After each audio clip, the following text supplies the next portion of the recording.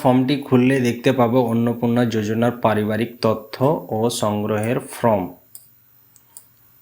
তো আমরা অনেক কিছুই দেখতে পাচ্ছি, যদি সব কিছু দেখাতে লাগি তাহলে ভিডিওটা অনেকগুলো লম্বা হয়ে যাবে, এটা আপনারা দেখে পড়ে নেবেন।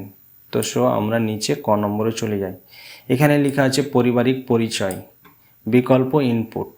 ঠিক আছে, 1 নম্বরে পরিবারের প্রধানের নাম, যে আপনার পরিবারের প্রধান আছে, যে গার্জেন আছে, তার নামটা এখানে লিখতে হবে।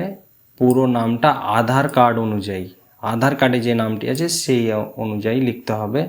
তারপরে লিখতে হবে জন্ম তারিখ, দিন, মাস, বছর, তার জন্ম তারিখটা লিখে নিয়ে এখানে টিক মার্ক করে দিতে হবে। যদি পরিবারের প্রধানের তার লিঙ্গ, যদি পুরুষ হয় পুরুষ, মহিলা হলে মহিলা, অন্যান্য হলে অন্যান্য, তারপরে টিক মার্ক করে দিতে হবে। পরিবারের প্রধানের আধার নাম্বারটা এখানে টাইপ করে দিবেন, তারপরে এখানে টিক মার্ক করে দিবেন। তার যদি ডিজিটাল রেশন কার্ড থাকে তাহলে ডিজিটাল রেশন কার্ডটি টিক লিখে দিয়ে, নাম্বারটি লিখে দিয়ে এখানে টিক মার্ক করে দিবে। পরিবারের সদস্য সংখ্যা কজন, যদি 10 জন থাকে তাহলে 10 জন লিখে দিতে হবে, 5 জন থাকলে 5 জন। তার পূর্ণ ঠিকানা, সম্পূর্ণ ঠিকানাটা এই জায়গায় লিখে দিতে হবে, স্থায়ী ঠিকানা কিন্তু হতে হবে। যোগাযোগ নাম্বার, মোবাইল নাম্বারটি এখানে লিখতে হবে। বিশেষ পরিবারের প্রধানের আধারে যুক্ত থাকা মোবাইল নাম্বারটি অবশ্যই এখানে এন্টার করতে হবে। এখানে বলছে নাম, জন্ম তারিখ, লিঙ্গ, পরিবারের প্রধানের সঙ্গে সম্পর্ক, আধার কার্ড ও পরিবারের সকল সদস্যের নাম। এখানে যদি 5 জন ছেলে থাকে তাহলে 5টা ছেলের নাম দিতে হবে। প্রথমে লিখতে হবে যে বড় আছে তার নাম লিখতে হবে, তারপরে তার জন্ম তারিখ, লিঙ্গ, পরিবারের প্রধানের সঙ্গে তার সম্পর্ক কি হবে। এখানে অন্নপূর্ণা যোজনায় জন্য আবেদন করা হচ্ছে, যদি ইনি যদি আবেদন করে থাকে তাহলে হ্যাঁ করতে হবে, অন্যথায় না করতে হবে। যে লক্ষ্মী অন্নপূর্ণা যোজনায় আবেদন করবে তার নামটাই এখানে, যদি 5 জনই করে তাহলে হ্যাঁ করে দিতে হবে, না হলে টিকমার্ক করার দরকার নাই। তারপরে তখন পরিবারের প্রধান এবং পরিবারের সকল বয়স্ক প্রাপ্য সদস্যর ব্যাংক অ্যাকাউন্ট নগদ অর্থ হস্তান্তর করার জন্য এখানে হেড অফ ফ্যামিলির এখানে ব্যাংক অ্যাকাউন্ট নাম্বার দিতে, ব্যাংকের নাম দিতে হবে, অ্যাকাউন্ট নাম্বার, আইএফএসসি কোড। সমস্ত ব্যাংকে কিন্তু ডিবিটি লিঙ্ক থাকা একদম অনিবার্য, না হলে কিন্তু অ্যাকাউন্টে টাকা আসবে না। সেম যটা সদস্যের নাম দেওয়া হয়েছিল সব সদস্যগুলোরই নাম দিতে হবে। তারপরে আমরা চলে যাব সেকেন্ড অপশানে। এখানে 11 নম্বর, এখানে বলছে EPIC number, head of family সকল প্রাপ্য বয়স্ক ভোটার তালিকার অংশ নম্বর সহ। এখানে হেড অফ ফ্যামিলির ভোটার কার্ড, অ্যাপিক নাম্বার, ক্ষেত্র নাম্বার সব কিছু দিতে হবে। এখানে যতগুলো পরিবার সদস্যের নাম দেওয়া হয়েছিল সবগুলোরই দিতে হবে। তারপরে আমরা দেখে নিব বিভাগ। এখানে যদি আনরিজার্ভ হয়, তারা যদি আনরিজার্ভ হয় তাহলে আনরিজার্ভের অন্তর্গত হবে, যদি ওবিসি হয় ওবিসি, যদি এসটি হয় এসটি হবে, এসসি হলে এসসি হবে। যদি আপনার ডিজিটাল রেশন কার্ড থাকে তাহলে ইয়েস, আর যদি না থাকে তাহলে নো। তারপরে এখানে যদি বলছে যদি হ্যাঁ হয় তবে কার্ডের ধরন, যদি আপনার কার্ড ডিজিটাল থাকে তাহলে আপনার কার্ডটি কী ধরনের আছে সেটি উল্লেখ করে দিতে হবে এখানে। তারপরে বলছে এখানে পরিবারের রেশন দোকান থেকে মাসিক রেশন তুলছেন কি না, যদি হ্যাঁ তুলে থাকেন তাহলে অবশ্যই হ্যাঁ, যদি না তুলে থাকেন তাহলে নো। সম্পদ, আপনার বাড়ির ধরন, যদি আপনার বাড়িতে 3টে পাকা ঘরের বেশি থাকে, যদি 3টে পাকা ঘরের যদি বেশি থাকে তাহলে এখানে লিখে দিতে হবে ইয়েস, আর যদি না থাকে তাহলে নো। পারিবারিক জমি মালিকানা, যদি আপনি নিজে থাকেন হেড অফ ফ্যামিলি, যেহেতু ফর্মটা ফিল আপ করছেন তাহলে হ্যাঁ, যদি না থাকে তাহলে নো। এখানে কিন্তু যদি থাকে তাহলে আপনার যেটাকে খতিয়ান বলে সেই খতিয়ানটি সঙ্গে তারিখ সহ থাকতে হবে। তারপরে এখানে 3 নম্বরে লিখছে পরিবারের সকল সদস্যের মোট জমির পরিমাণ গুলো কাউন্ট করে এখানে শতকটা লিখতে হবে। যদি আপনার 100 শতক থাকে তাহলে 100 শতক লিখতে হবে, কোনো বিঘায় কিন্তু এন্ট্রি করা যাবে না। আপনার বাড়িতে যানবাহন, মোটরসাইকেল, 4 চাকা গাড়ি যদি থাকে তাহলে ইয়েস, আর যদি না থাকে তাহলে নো।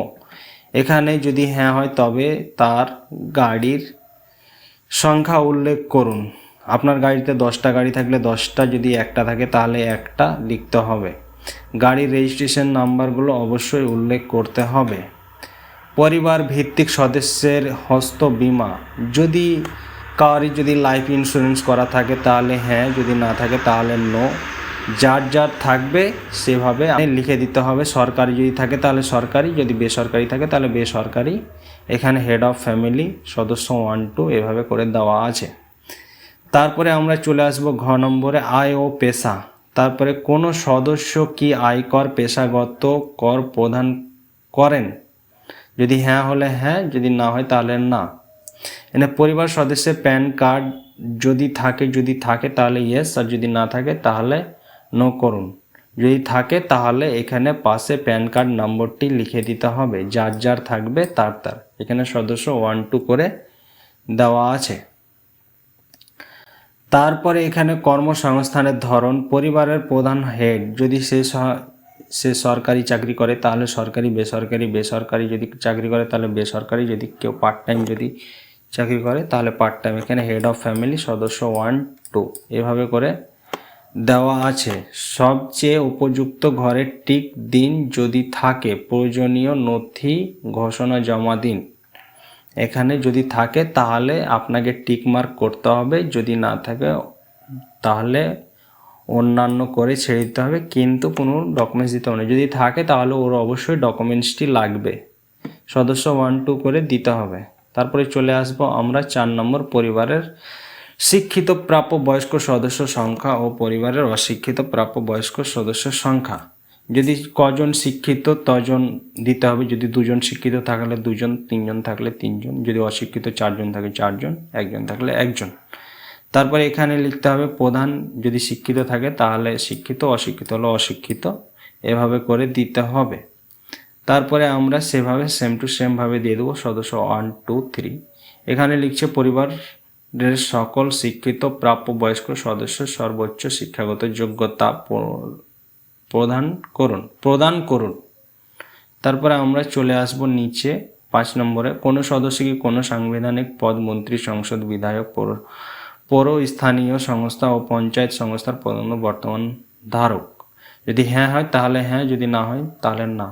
যদি হ্যাঁ হয় তাহলে সে যে পদে রয়েছে, কজন রয়েছে তার সংখ্যা দিতে হবে, তার সদস্য নাম্বার, সংখ্যা বলছি, তার সদস্য নাম্বার দিতে হবে। সে যদি প্রধান হয় তাহলে প্রধান, বিধায়ক হলে বিধায়ক, অন্যথায় না। কোনো সদস্য কি সরকারি পেনশনভোগী, যদি কেউ সরকারি পেনশন পান তাহলে পেনশন দিতে হবে, ফর্ম জমার সময় তার স্লিপগুলো জমা করতে হবে।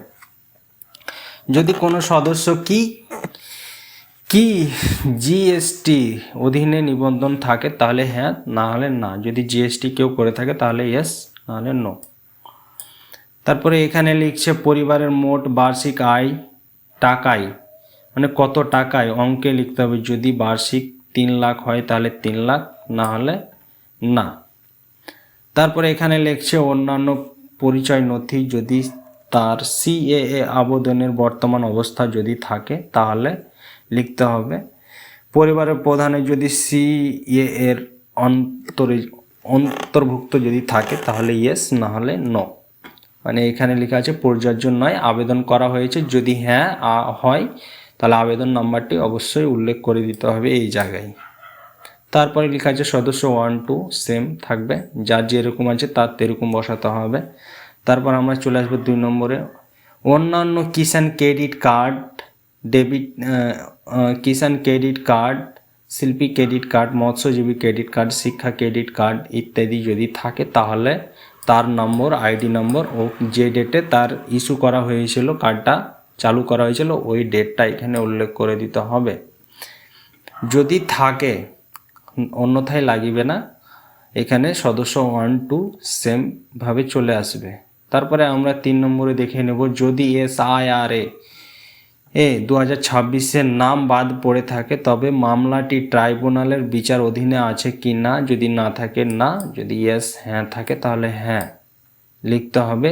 যেরকম সদস্য 1 2 যেভাবে যে বাদ পড়েছিল তার এরকমভাবে আমাকে আপনাকে উল্লেখ করে দিতে হবে। যদি সদস্য 3 নম্বরটা যদি বাদ পড়ে থাকে, যদি আপনার ট্রাইব্যুনালে আপিল করে থাকে তাহলে হ্যাঁ করে দিতে হবে, যদি তার ভোট ঠিক থাকে তাহলে নো করে দিতে হবে।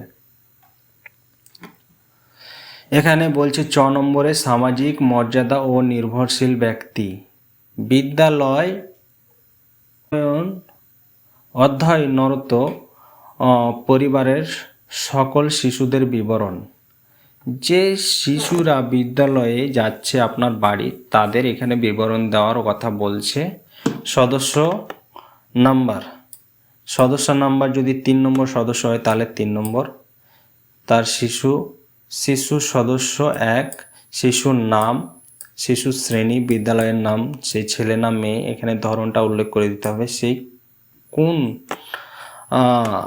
জায়গায় পড়ছে। যদি সরকারি স্কুলে থাকে তাহলে সরকারি, বেসরকারি হলে বেসরকারি, স্পঞ্জ স্কুলে থাকলে স্পঞ্জ স্কুলে, মাদ্রাসায় থাকলে মাদ্রাসায়, এখানে উল্লেখ করে দিতে হবে। বিদ্যালয়ের ধরন অন্যান্য নির্বাচন করলে অনুগ্রহ করে বিস্তারিত উল্লেখ করুন, যেমন ওপেন স্কুলিং, হোম স্কুলিং ইত্যাদি। এখানে যেগুলো স্কুল আছে সেগুলো উল্লেখ করতে হবে।